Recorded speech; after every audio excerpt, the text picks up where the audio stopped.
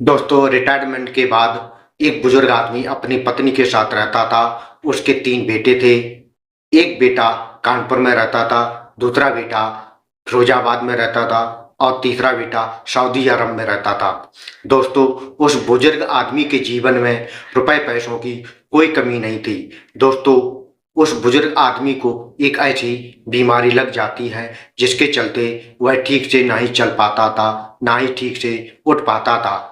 दोस्तों, इधर जो बुजुर्ग आदमी की पत्नी होती है उसे एक ऐसी बुरी लग जाती है जिसके चलते वह हर रोज नए लड़के को अपने कमरे पर बुलाती थी और बाकायदा उसके साथ काम करने के बाद पूरा पैसा भी देती थी, जिसके चलते उन दोनों में यानी पति पत्नी में झगड़ा होता रहता था। दोस्तों, ये सिलसिला कुछ महीने तक ऐसे ही चलता रहता है, लेकिन दोस्तों कुछ महीनों के बाद उस घर में एक ऐसी घटना घटित होती है जिसके सुनकर आप अपने कानों पर यकीन नहीं करेंगे।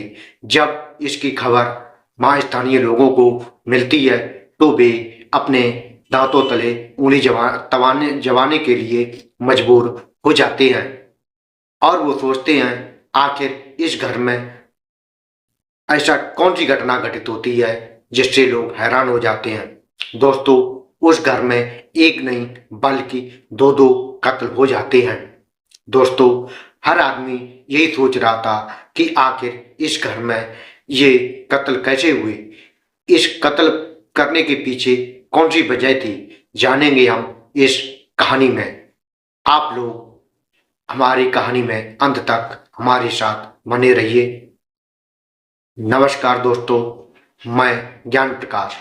आज हम एक सच्ची कहानी लेकर आया हूँ। यह कहानी है बिहार के पटना जिले की। पटना जिले में एक थाना लगता है जिसका नाम होता है पाटलिपुत्र।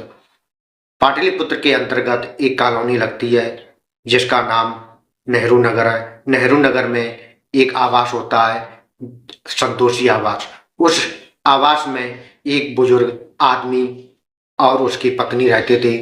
उसके 3 बेटे होते हैं। एक बेटा कानपुर में रहता है तो दूसरा बेटा फिरोजाबाद में रहता था और जो तीसरा यानी सबसे छोटा बेटा होता है वो सऊदी अरब में रहता था। जो छोटा बेटा होता है वो अक्सर अपने माता पिता से फोन पर बातें किया करता था।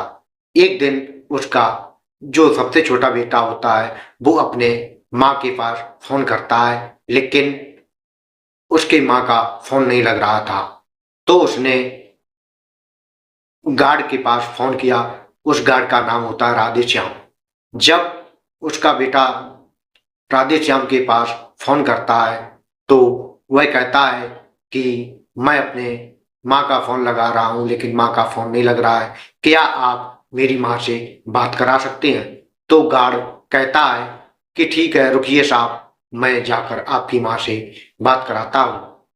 दोस्तों, जब राधेश्याम उसके घर जाता है तो बाहर से कुंडी लगी होती है। वह उस कुंडी को खोलता है तो अंदर जाता है। अंदर जाने के बाद जो नज़ारा देखता है उसकी आंखें फटी की फटी रह जाती हैं, क्योंकि उस किचन में एक लाश पड़ी होती है। फिर उसके बाद गार्ड यानी जो राधेश्याम होता है वो अंदर और जाता है तो बगल में एक बेडरूम था। उस बेडरूम के अंदर भी एक लाश थी तो वह जोर से चिल्लाने लगता है। जब उसके चिल्लाने की आवाज स्थानीय लोग सुनते हैं तो वो भी दौड़कर उस घर में आते हैं। जब सभी लोग आ जाते हैं तो सभी लोग हैरान हो जाते हैं कि आखिर इन दोनों का कत्ल किसने किया है। इधर जो उसका जो छोटा बेटा होता है वो फोन पर ये सब बातें सुन रहा होता है। फिर उसके बाद लोगों ने अपने स्थानीय पुलिस स्टेशन पर सूचना देते हैं। पुलिस लगभग 20 मिनट के बाद आ जाती है। जब पुलिस आ जाती है तो घर में छानबीन करती है, लेकिन वहां कोई सुराग नहीं मिल पाता है। फिर उसके बाद पुलिस वहां स्थानीय लोगों से पूछती है कि आपने क्या देखा, इस घर में कौन आया कौन नहीं, लेकिन स्थानीय लोग जो होते हैं वो इनकार कर देते हैं। कहते हैं कि मैंने किसी को ना ही आते देखा है ना ही जाते देखा है। फिर उसके बाद पुलिस जो होती है वो सीसीटीवी कैमरे पर नजर जाती है। जब सीसीटीवी कैमरे की जांच करती है तो उसमें धुंधला दिखाई दे रहा था, उस व्यक्ति का चेहरा दिखाई नहीं दे रहा था। फिर उसके बाद स्थानीय लोगों ने उनके तीनों बेटों को सूचना देते हैं। फिर उसके बाद उसके तीनों बेटे अपने अपने घर आ जाते हैं, लेकिन अभी तक किसी को यह पता नहीं था कि आखिर उनके माता पिता का कातिल कौन है, कौन है ऐसा व्यक्ति जिसने ये कत्ल किया है। लेकिन दोस्तों, पुलिस छानबीन कर रही थी, लेकिन एक हफ्ता बीत जाता है, पुलिस को कोई सुराग नहीं मिल पाता है। फिर एक दिन एक अनजान व्यक्ति पुलिस स्टेशन जाता है और एक छोटी सी वीडियो क्लिप दिखाता है। जब वीडियो देखती है, पुलिस देखती है, तो वह फिर से कॉलोनी में आती है और स्थानीय लोगों को यह वीडियो क्लिप दिखाता है। तो स्थानीय लोग पहले उस वीडियो में जो व्यक्ति होता है उसे पहचान नहीं पाता है। फिर उस आदमी की टी शर्ट जो होती है वो कलर पहचान लेते हैं, तो कहते हैं ये राकेश बाबू है।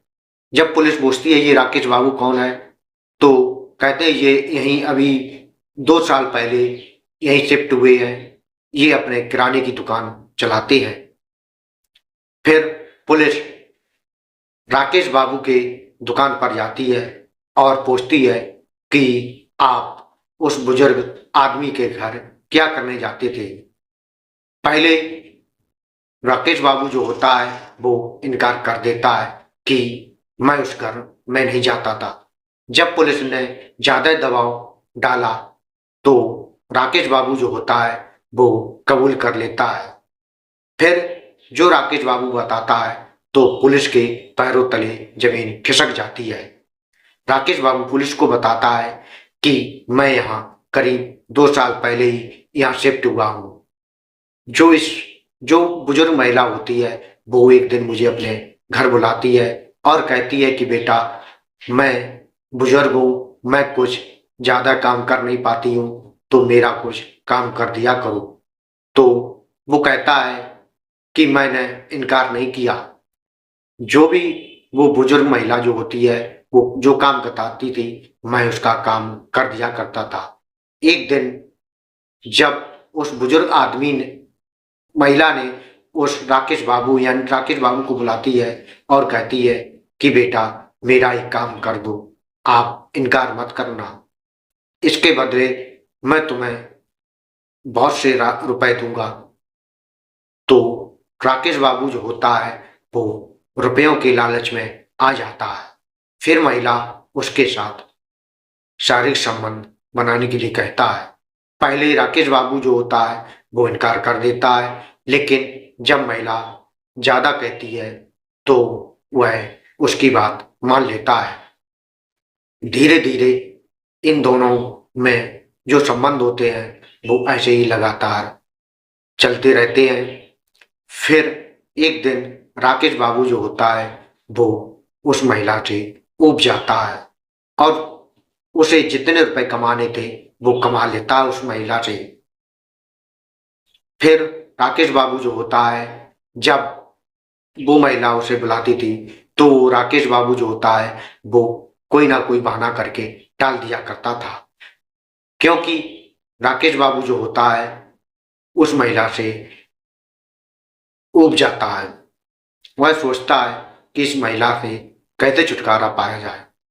वह सोच ही रहा था कि इतनी देर में उस महिला ने उसके पास कॉल की, तो जो राकेश बाबू होता है वो उसके घर चला जाता है।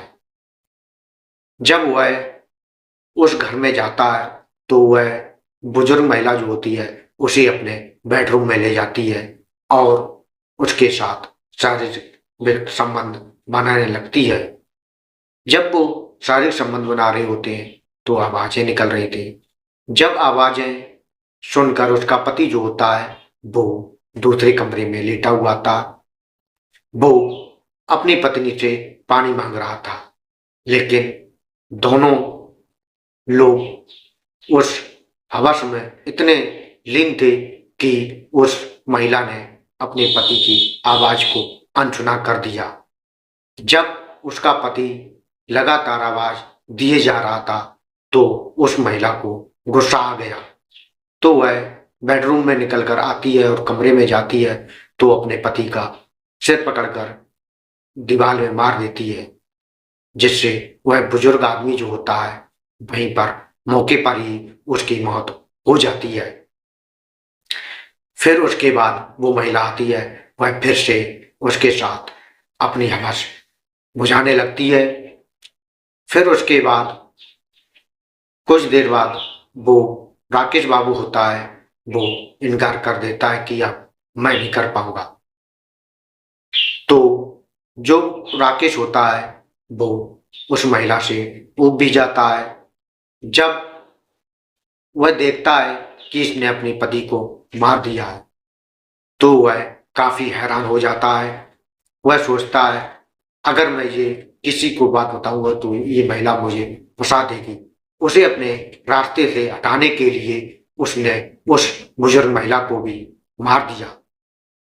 फिर उसके बाद वह कपड़े पहनकर उस घर से निकल जाता है।